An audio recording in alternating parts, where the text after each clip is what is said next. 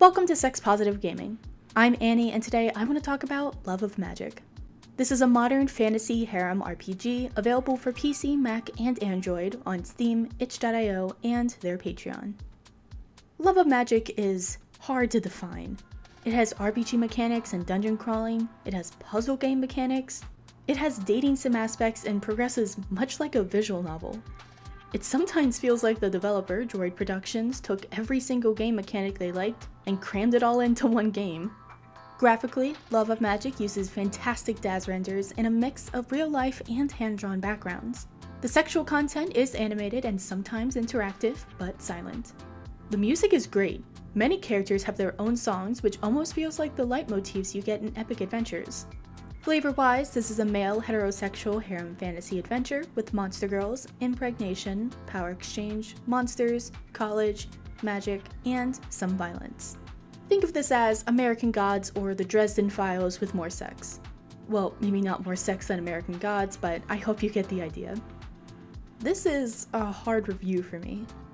Love of Magic has a ton of fantastic features and a developer who seems to genuinely care about making a great game. And that is what Love of Magic is, a great game. If it wasn't for its flaws, it would likely be one of the best games in the industry. This is a puzzle game. The poker mechanic is messy and awkward.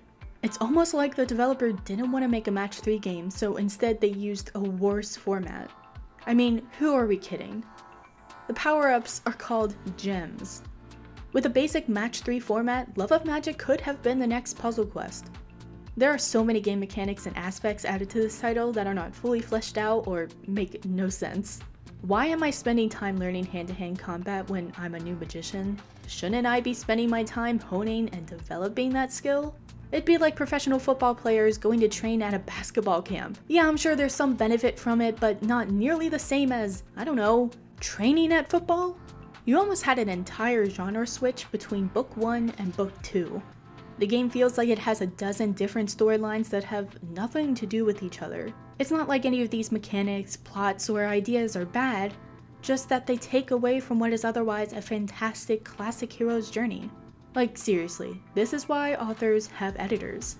Stephen King is one of the greatest writers of our time, but that is partly because King has great editing. King's unedited works are actually a lot like Love of Magic. Brilliant, erratic, messy fever dreams. Don't get me wrong, I love the game, even if I do hate the poker puzzle mechanic.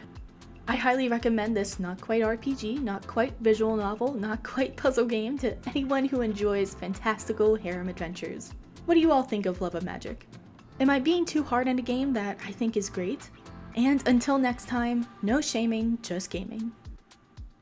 Thanks to all this month's supporters on Patreon. I wouldn't have been able to do this without you.